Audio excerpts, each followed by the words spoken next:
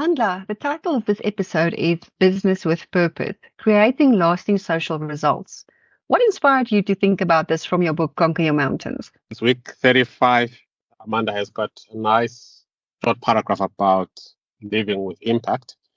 And it says, if I live to a ripe old age, I'd want my life to be measured according to the other lives I impacted in my family, work, neighborhood, social clubs, charities, and society. If I live a shorter time, I'd want the same measure compressed into fewer years, but still effective. Not for my glory and not for my pride, but for the glory of the one who gave me life and to whom I gave my life. That's very special. Can you share a story where you saw the impact of your business work on others in your family or workplace or community? In the line of business that I work in, achieving social impact is a bit easier to see because of the healthcare industry. I'm involved in a number of for-profit and non-profit healthcare industries. Mhm. So you can directly see the impact in terms of, for example, how many people received healthcare treatment, how many people were able to, for example, start walking again after an operation, how many people saw the doctor and got treated for their ailment. And that does help not just community, but also people that I know, also family as well. So I think it's an easier industry where you can directly see social results based on what you do. But there's other industries where social impact is indirect. So if you take the book industry, for example, which you and I are in, when you publish a book, you've got an idea of the lives that could be changed from reading that book. But you don't always get a hard measure that says 100 people read your book, and of the 100, 50 decided to transform their lives immediately. I mean, it's not something that you'll see. I mean, occasionally you'll get a book review that will tell you that. But you literally step out in trust, knowing that what you are publishing is beneficial, and also knowing that you might never find out what the true social impact was in this lifetime, but being confident that what you're doing is a good thing to do. And that's very true. How do you balance the pursuit of business success with the goal of making a positive social impact? For most organizations and leaders, it starts with the vision, and the vision is really largely talking to the social need that you are trying to solve. Mhm. And it's at that point where you balance the need to have a business that is thriving in terms of its profitability, as well as solving a customer need. And once you've got the vision aligned, then you can start thinking of your revenue and profit. I've got a financial background, so often I'll quickly start to think about what is the financial model, what is the business model for this particular vision. And the reason why you start with that is that that's what makes things possible and sustainable. And that applies to most industries, even with the books that you and I have released. You and I know that wanted to start with a business case. Why should we put this book out to market? Will people read it? And that comes straight after the vision of what you want to achieve. You have to quickly get into the numbers and make the numbers work. And once the numbers work, you can then think of the other things that you want to add on that will amplify the social impact of what you do. Absolutely. So, what are some of the practical steps businesses can take to multiply their impact on society, would you say? It starts with having a sustainable model that looks after your stakeholders, the people that have an interest in the business. Mm-hmm. Look, not many people like to hear this, but you do need to start with your shareholders, because your shareholders are the people who are going to invest their funds. It could be their life savings, it could be pension money, it could be that they just have extra money to invest. And you need to, first of all, guarantee that you'll be able to create a decent return for them. And even if you are a non-profit, I think the same applies.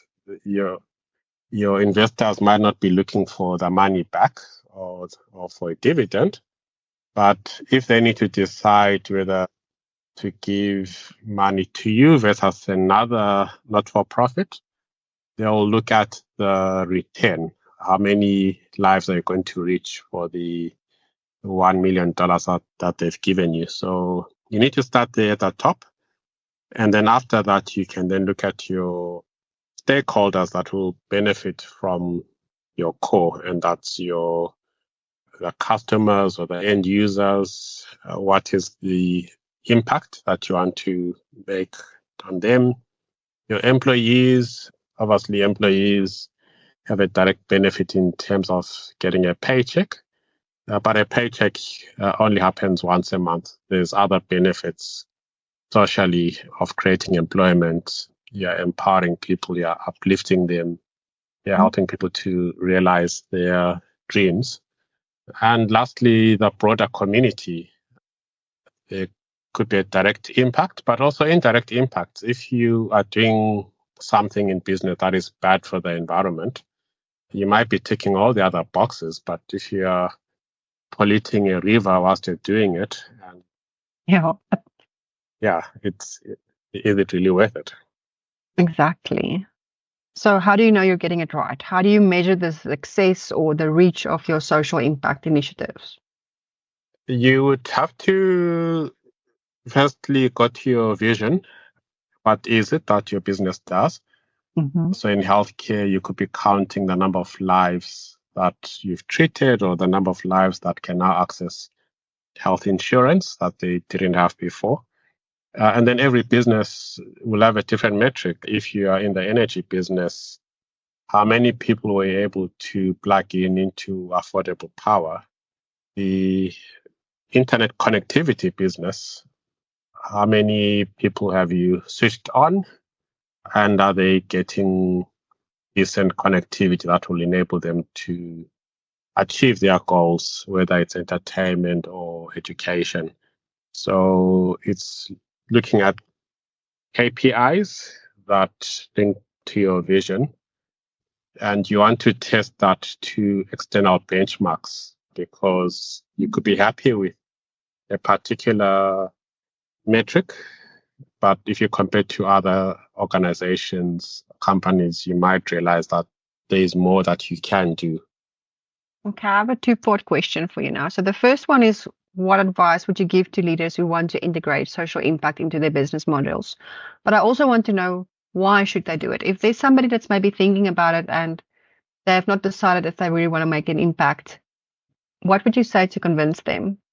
And then what advice would you give them to do the integration? Yeah, I'll start with the second part of your question, which is the why. And the reason I'm beginning with that is, I think for most things that you do, if you've got a strong why, it's easier to answer the how. And I think the why is a reason to exist. The the thinking about this for me has changed over time, in that I've realized that it's not just there to make profit.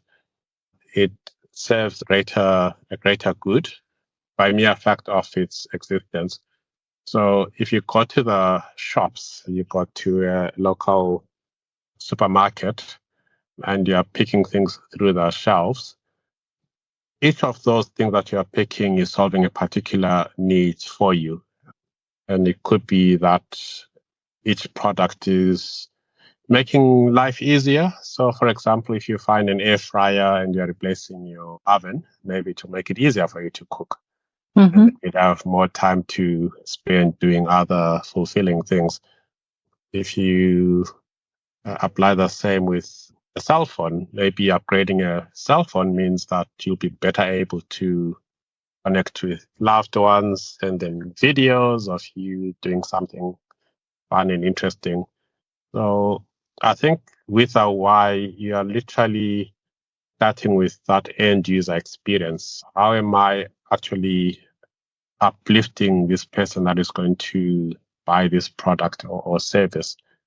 And if you look at it from that angle, something that seems very basic on the shelves, you're suddenly looking at it from the angle of how much time am I giving back to the person that is going to use this innovation?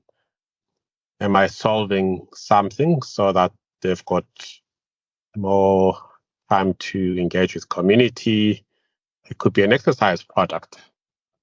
If I make this exercise product really well, is it going to help people become fitter, healthier, and live longer? So I think it's being cognizant of the why question that your product is answering that will help you to think more about the social impact. And yeah, Amanda, the second part is how you would integrate it into your business. In answering the why, you'd have to engage a lot more closely with your user. So I think you'd have to start with engaging more closely with your user base, understand what is their real purpose in consuming what it is you have to deliver. Because they could be buying things regularly, but if you've never answered why they're turning to your product, you might miss out on a chance to either innovate further or keep doing well what you're already doing well. So it's getting closer to the community, the end users, and it's then linking those insights into your product development, services development practices, linking it up with marketing as well, so they know how to deploy that message, and then keeping the finance aspect of your business happy. Okay, so we've discussed the why and the how on a business level, but how has your perspective on social impact evolved over time? And what do you hope to achieve in the future? I've, I've realized that there's no super perfect business that is greater or more important than other businesses in achieving social impact. Mm-hmm. If you look at something basic like electricity, we've had load shedding issues in South Africa, which thankfully have eased. But you realize the impact that we had when we had power cuts, just the social impact on things like crime, on things like businesses being able to operate profitably. So I think in any business, even if you're just supplying energy, there's always a greater social impact that you need to be cognizant of. Absolutely. So, in closing, what else does your book Conquer Your Mountain say about dealing with a broken society? Yeah, week 35 of Conquer Mountains talks about the extent of the issues that we need to solve. And in this abstract extract, it says, I looked at the village and saw that it was full of despondency. Some people were lying on the floor in sickness, and some had hands and feet manacled in bondage. Some were trapped in what looked like rolled up carpets, and many were hungry. All had very little light and huddled around a small flickering candle. A pot on the fire held water coming to a boil, but there was no food to add to the water. That paints quite a bleak picture of a society and the importance of businesses focusing on social impact. Thank you for joining us today. My name is Amanda de Witt, and I am the senior editor at Luca, the faith and inspiration imprint of Penguin Random House South Africa. And I am Mandla Moyo, the author of an inspirational book called Conquer Your Mountains, as well as a science fiction book called The Fallen Angel.